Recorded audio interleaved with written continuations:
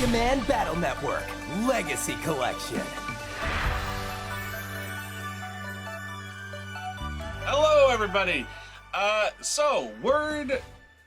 The word is out. We were getting another Mega Man collection. I know it's not a brand new game from the ground up built like everybody would like to see with the Mega Man series, but for a long time now, people have been asking for a compilation of this particular Mega Man iteration, and it's finally happening. We are getting a Mega Man Battle Network compilation Legacy Collection, Volume 1 and 2, just like the previous ones. I am pretty excited for it. At the same time, I'm just like, damn. I was kind of hoping that we would get the Mega Man Legends games, and sorry if the glare on my glasses is a bit strong right now, but unfortunately I got a big screen right in front of me and light balancing is weird. Usually on my videos I'd be looking like this, but unfortunately, just like Tim Burton's Bruce Wayne, whenever I'm in front of the monitors I gotta go full on glasses just because, well, being blind sucks, kids. Anyway, so yeah, Mega Man Battle Network. I have a lot of fond memories with this series. Now, I followed it only so far, but if you go back to like the early 2000s, back when I was still in late high school years, Game Boy Advances were all the rage, and yeah, taking Mega Man on the go was one of the things to do, and yeah, we had the introduction of the Mega Man Battle Network series. Now, one thing I did notice with this Legacy Collection is that they are absent a few games, even though the Legacy Collection boasts that it's got all 10 Mega Man Battle Network games, and yeah, I guess to be fair, it may hold true on that part. However, I did notice a few missing inclusions, specifically I think Network Transmission for the Nintendo GameCube, which to this day is only playable on the GameCube, so if you're a fan of that game, which you may have seen us play on the channel years ago, yeah, noticeably absent from this collection. I wonder why. Yeah, there's also some other absent ones, like there's Mega Man Battle Chip Challenge, which, to be fair, was not much of a game on its own. It was really more of a Battle Network sort of simulation, like how, if you've seen how they fight with the PETs and the gadgets in the game, it was really meant to be a multiplayer game, so I can understand why they didn't include that one, and honestly, the game wasn't that good. So yeah, Mega Man Battle Network. Going back to the early 2000s, my memories really start with the second one, Mega Man Battle Network 2, and interestingly, if you've played that one, spoilers, it sorta is structured very similarly to the original Mega Man 2, where it is a much better game than the original Battle Network, to be fair, but yeah, it follows the same formula, but it is a better game, and it actually has a lot of the same robot masters to a degree, although I do remember Cutman being part of that too, so yeah. Yeah, and I after that, I do remember going into Battle Network 3. I think mine was specifically the white version. Then we tried out Battle Network 4, and I think by then that's when I started dropping off with the series a little bit, not necessarily because the quality was starting to decline, but it was becoming very samey after a while. Like, what you did in the first game was pretty much what you were doing as the series progressed, and I guess to be fair, that is the Mega Man formula, am I right? Like, you play one of them, you pretty much played them all, because there's not much of an advancement. They introduce a new gimmick here and there, but there's not much else. And to be fair, even though I say I didn't really continue with the Battle Network series beyond the fourth one, that doesn't mean that I did not continue to keep an eye on it and be a fan. I mean, I did watch and see how the series progressed from a distance, and I remember vividly back on the Kids WB when that was a thing every Saturday mornings, how the Mega Man NT Warrior television cartoon show became a thing, and that was really cool. So when it comes to memories with the games itself, I really did enjoy them. I loved the action-adventure RPG style strategic gameplay of it. It was very much RPG-ish in that random battle situation where you'd be running around in the overworld, you get into a fight, and you have your battle chips that you select, but in the heat of the fight you could just move around any of the panels and blast at enemies fairly easy, and I think that kept my interest enough, because it's like, okay, so I still have control over Mega Man and I can still blast away here and there, and over time you can actually even improve Mega Man's base abilities so that you can make him all that more effective even if he doesn't have battle chips, and I thought that was pretty cool.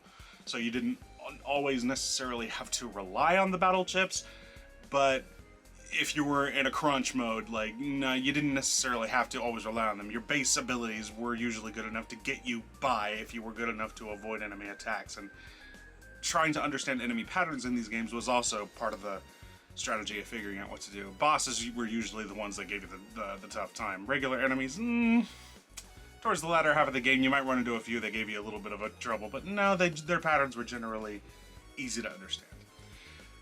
So, when it came to the Mega Man EXE series in general, I liked the design, I liked the idea of it.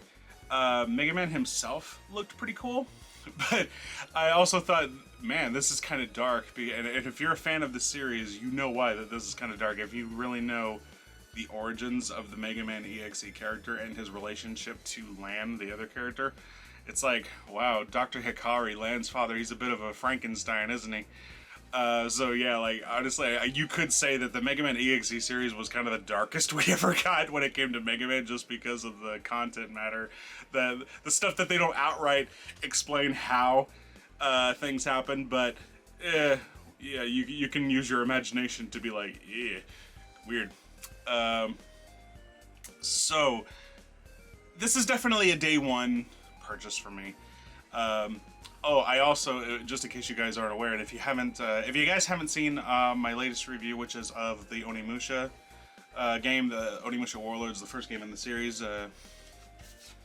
this one, Genma Onimusha, although all the other ones are currently back on the shelf where they belong.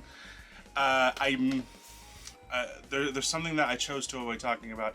If I do continue reviewing the rest of the games in that series, one of the games that I was looking forward to getting to was this one right here, Onimusha Blade Warriors. It's a Onimusha style Super Smash Bros. Game, but there were two unlockable characters in it, notably Mega Man EXE and Mega Man Zero. So yeah, I thought it was really funny that they included Mega Man EXE in that game, and I was just like, oh wow, that's that was a fun little Easter egg. Like, you can play as Mega Man.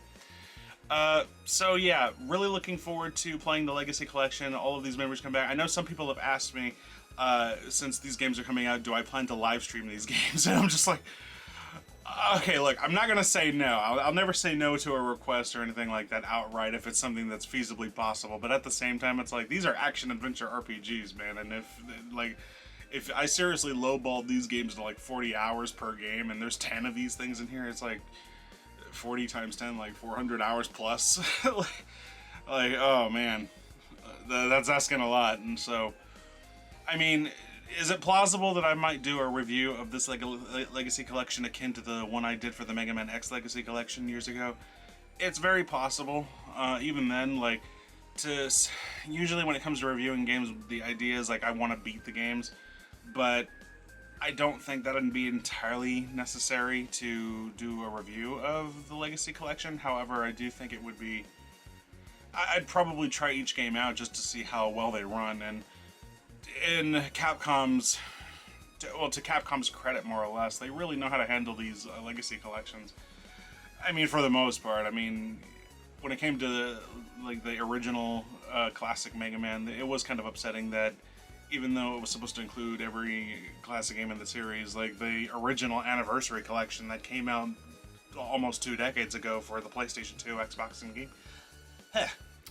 and GameCube, actually included more games in that collection than they did the more modern one, such as the arcade games and such. One unfortunate thing that even the Legacy Collection for the classic Mega Man game didn't include was Mega Man 8 for the Sega Saturn has exclusive content, and that is unfortunately a very Capcom thing. And once again, just like I mentioned in my Onimusha review, how Genma Onimusha and Mega Man 8, like, these ones were released exclusively one time on a console that was different from what the game was status quo to be known on, and it had some unique content and features that would never be seen again or put in any compilation or update, and you'd never had the choice to even play it. So to this day, like, Genma Onimusha and classic Mega Man 8 for the Sega Saturn with its exclusive content, to this day can still only be played on the Sega Saturn. And that sucks. So I'm wondering if there's going to be some exclusive content based on the Mega Man EXE series that may be quote unquote missing, like, because again, I know that there were some games released on the Nintendo DS, so I'm not sure how that's gonna, if that's gonna mean anything to diehard fans of the EXE character. But all the same, I'm just glad Mega Man is getting some more attention. One thing I really do want to happen, hopefully sometime in the near future, I would love Mega Man Legends to get the credit it deserves and the love it really deserves. It's really criminal how Mega Man Legends has been completely swept under the rug and not given a chance at being revived. Mega Man Legends 3, still bitter about it, because goddamn, we were so close.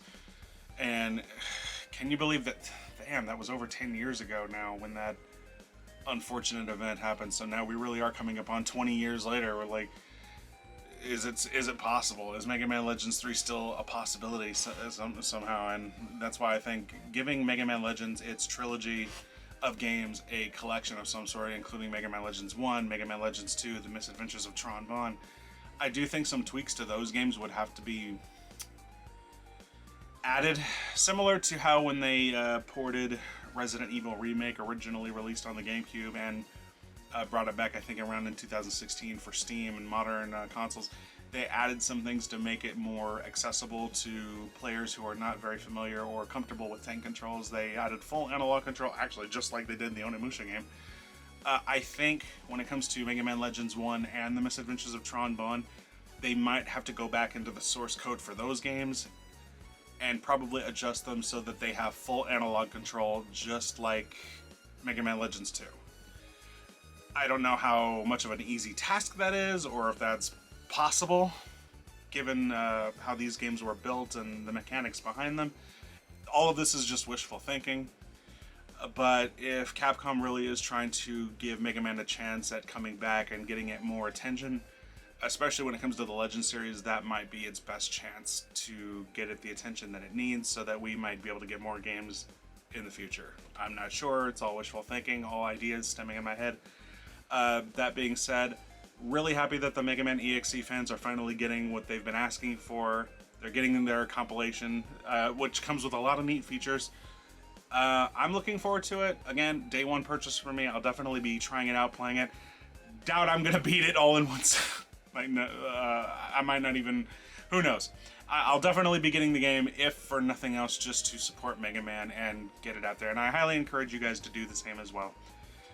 Meanwhile, guys, thank you so much for watching. Hey, we got a new camera. Everything should look HD-ish. I'm still trying to figure out the settings and all of the audio stuff and the aperture and how it can blur out the background and make the foreground a little bit more focused. So we're trying to look like more modern YouTubers instead of like the old days where anything went and we just kind of did sketches for the sake of doing sketches. But let me know in the comments what you guys think. Does the quality look good? What do you guys think of the Mega Man EXE Legacy Collection 1 and 2 coming out? What are you going to get it for? What are you hopeful for? And yeah, just let me know in the comments what you're up to, and we'll keep in touch. Meanwhile, guys, I'm William Morris. Thank you for watching. This is the Brotherhood of Gaming. Show your support, share it, all that good stuff, and we will see you next time on whatever video we decide to make. Okay, bye! Hey there everyone, did you like this video? If you did, why not give us a thumbs up and maybe leave a comment and watch some more of our stuff.